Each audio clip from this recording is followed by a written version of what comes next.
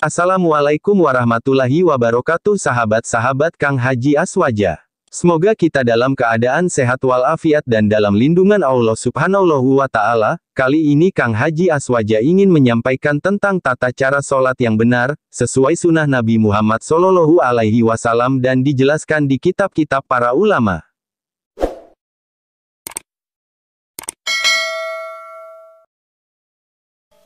Tata cara sholat yang benar mengikuti atau itiba Rasulullah Sallallahu Alaihi Wasallam, sesuai ulama mazhab Imam Syafi'i radhiyallahu anhu.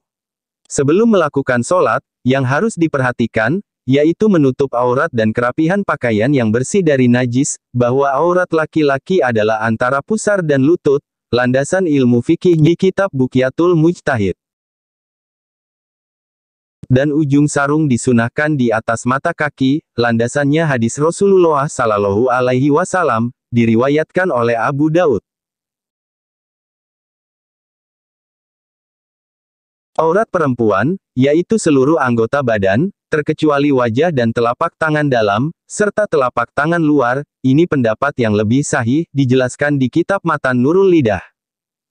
Ini tata cara memakai mukena pada wanita, hanya bagian wajah dan telapak tangan saja yang boleh terbuka, sisanya semua wajib tertutup.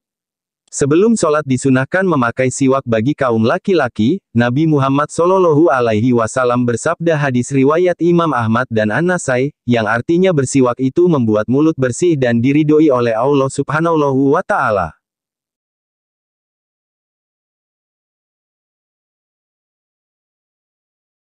Selesai bersiwak, menghadap kiblat, kedua kaki meregang kira-kira 1 jengkal, para imam mazhab di antaranya Al-Imam Syafi'i, dijelaskan di kitab Raudatut Thalibin artinya para ulama mazhab Syafi'iyah mengatakan, dianjurkan untuk memisahkan kedua kaki. Al-Qadi Abu Tib mengatakan, para ulama mazhab kami menganjurkan, jarak kedua kaki sekitar 1 jengkal, dengan menghadapkan jari-jarinya ke arah kiblat. Bagaimana menurut ulama 4 mazhab? Imam Hanafi mengatakan meregangkannya lebih 4 jari kalau kurang, maka makruh. Menurut Imam Malik, tidak terlalu sempit dan tidak terlalu lebar. Imam Malik menghukuminya hanya mandub atau mustahab atau sunnah. Menurut Imam Syafi'i adalah disunahkan 1 kilan atau 1 jengkal, jika lebih maka makruh.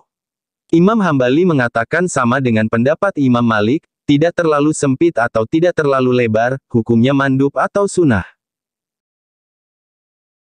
Sekarang kita mulai siap-siap mau sholat, keadaan tangan lurus tegak dan pandangan lurus ke tempat sujud. Sebelum kita melakukan sholat diwajibkan niat dibagi 2, menurut Imam Nawawi, yaitu niat sunnah dengan melafazkan secara lisan. Usolli fardhu duhri, arba'a raka'ati mustaqbilal kiblati adaan lillahi ta'ala. Yang kedua niat wajib di hati. Di kitab Raudatul Thalibin karya Imam Nawawi mengatakan yang artinya diwajibkan memulai niat dengan hati, bersamaan dengan takbir dan lisan. Mengangkat tangan dengan membaca takbir batasan mengangkat kedua tangan dijelaskan di kitab Fathul Mu'in, yang artinya, ujung jari sejajar dengan ujung telinga, ibu jari sejajar dengan putik telinga, dan kedua tapak tangan sejajar dengan kedua pundak, karena itiba, mengikuti, Rasulullah Shallallahu Alaihi Wasallam. Cara seperti inilah yang disunahkan.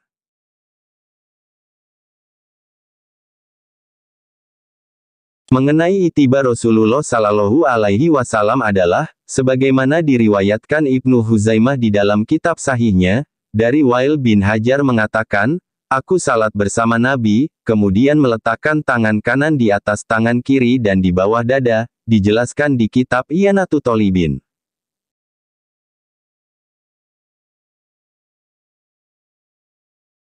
Lalu mengucapkan Allahu Akbar mengangkat tangan sambil bebarengan atau muqaronah dengan niat sholat, lalu membaca doa iftitah. Hukum membaca doa iftitah adalah sunnah, dilanjut membaca Al-Fatihah. Hukum membaca Al-Fatihah adalah wajib jika salah maka batal sholatnya, termasuk tidak membaca Bismillah karena di mazhab Imam Syafi'i membaca Bismillah termasuk 7 ayat surat Al-Fatihah. Di mazhab Imam Syafi'i, meletakkan kedua tangan dijelaskan di kitab Nihayatuz Zain karya Syekh Nawawi Al-Bantani dengan artinya meletakkan kedua tangan di bawah dadanya, tangan kanan memegang tangan kiri, yaitu pergelangan tangan kiri dipegang dengan telapak tangan kanan dan diletakkan di bawah dada, serta di atas pusat agak condong, geser ke arah sebelah kiri sedikit, berdasarkan hadits Imam Muslim dari Wail, sesungguhnya Nabi memasuki salat mengangkat tangannya, kemudian meletakkan tangan kanannya di atas tangan kiri. Inna salati wa nusuki wa ma yahya wa mamati lillahi rabbil alamin. La syarika lahu wa bidzalika umirtu wa ana minal muslimin. Lalu membaca surat Al-Fatihah. A'udzu billahi minasy syaithanir rajim. Bismillahirrahmanirrahim. Alhamdulillahi rabbil alamin. Setelah membaca doa iftitah, surat Al-Fatihah, dan baca surat, lalu takbir dan melakukan ruku, membungkukkan badan. Hukum membungkukkan badan adalah termasuk rukun sholat, wajib untuk dilakukan, posisi punggung harus lurus, sesuai hadis Nabi Muhammad Shallallahu Alaihi Wasallam, dari Wabisoh bin Mabat, ia berkata, aku pernah melihat Rasulullah Shallallahu Alaihi Wasallam salat. Ketika ruku, punggungnya rata sampai jika air dituangkan di atas punggungnya, air itu akan tetap diam. Hadis riwayat Ibnu Majah nomor 872. Juga diriwayatkan oleh At-Tabrani dalam kitab Al-Kabir dan As-Soghir. Dan disunahkan di dalam ruku, agar seseorang mengucapkan, membaca Subhana Rabbiyal Azimi wa bihamdihi 3 kali. Dijelaskan di kitab Kasyifatus Saja halaman 55. Subhana rabbiyal azimi wa bihamdi. Subhana rabbiyal azimi wa bihamdi. Setelah bangun dari ruku, membaca Samiallahu liman hamidah. Sami'allahu liman hamidah. Lalu kemudian itidal bangun dari ruku, caranya dengan berdiri tegak setelah bangun dari ruku. Itidal merupakan rukun qasirah, atau rukun pendek, yang tidak boleh diperpanjang, sehingga menyamai lamanya membaca Fatihah, maka salatnya batal. Itidal cukup membaca Rabbana lakal hamdu mil'us samawati wa mil'ul ardi wa mil'u ma syi'ta min syai'im ba'du. Setelah itidal melakukan sujud, dengan mengawali meletakkan kedua lutut terlebih dahulu, kemudian kedua tangan, dengan bersama mengucapkan Allahu Akbar. Perhatikan, dengan seksama, lutut dulu sebelum kedua tangan. Dari penjelasan ini berdasarkan mazhab Imam Syafi'i di kitab Bulughul Maram, hadis riwayat dari Wail bin Hujr radhiyallahu anhu, yang artinya saya melihat Nabi Muhammad Shallallahu Alaihi Wasallam, ketika sujud meletakkan kedua lututnya, sebelum kedua tangannya. Hadis riwayat Abu Dawud, Tirmidzi dan Nasai. Tirmidzi mengatakan ini hadis hasan. Sedangkan kedua kaki tetap renggang kira-kira 1 jengkal, dijelaskan di kitab Imam Nawawi, bahwasanya Imam Syafi'i dan para ashab berkata, disunahkan, bagi orang yang sujud, merenggangkan antara kedua lututnya, dan kedua telapak kakinya.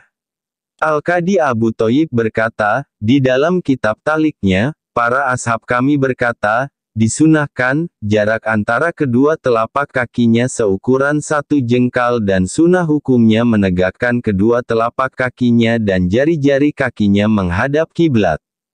Kitab Al-Majmu', Syarah Al-Muhadzab. Imam Nawawi. Perhatikan, adapun tata cara sujud salat yang benar untuk perempuan adalah, kedua sikunya dipertemukan dan dirapatkan, dengan kedua lambungnya dan perutnya, dipertemukan dan dirapatkan dengan kedua pahanya. Ketika sujud, perempuan tidak dianjurkan merenggangkan kedua siku dan kedua pahanya, melainkan dirapatkan.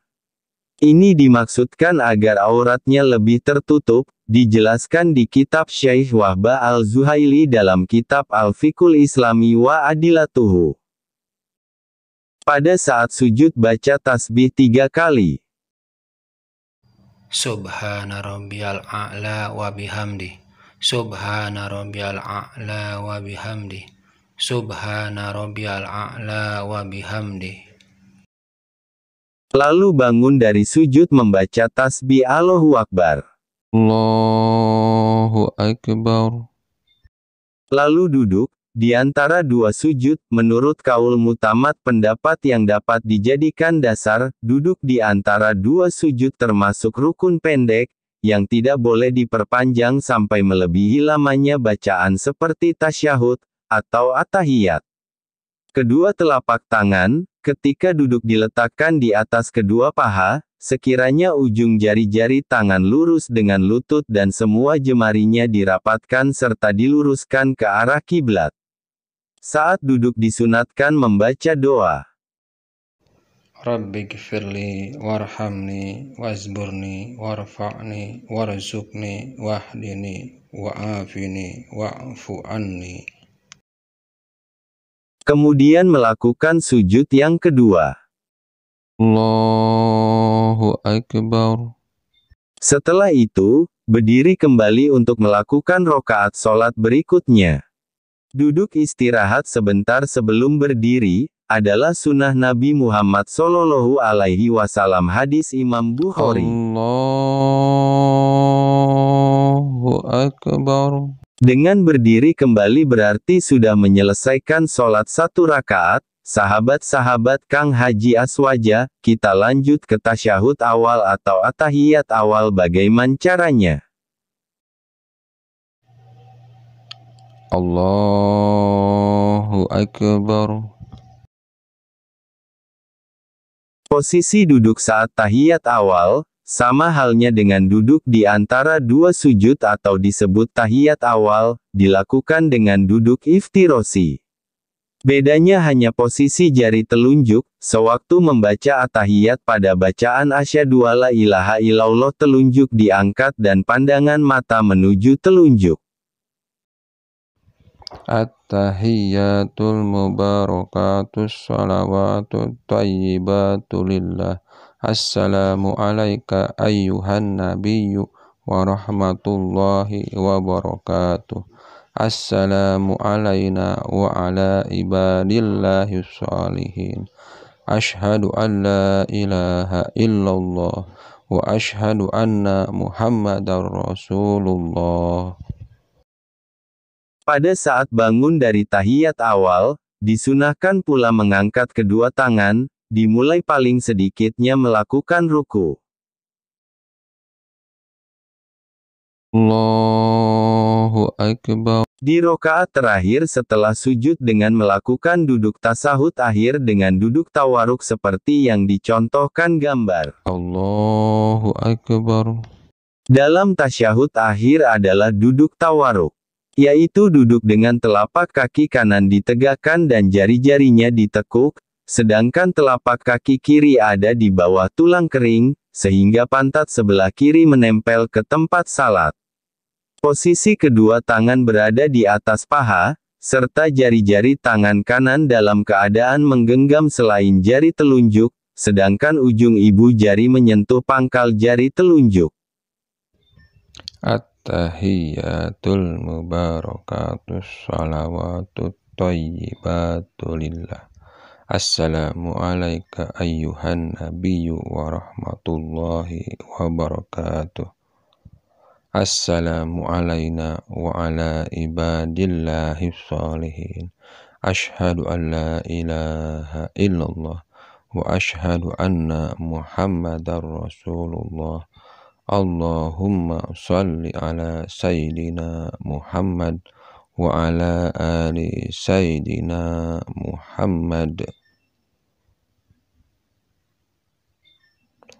kama sallaita ala Sayyidina Ibrahim wa ala ali Sayyidina Ibrahim wa barik ala Sayyidina Muhammad wa ala ali Sayyidina Muhammad kama barakta ala Sayyidina Ibrahim wa ala ali Sayyidina Ibrahim fil alamin innaka Hamidum Majid.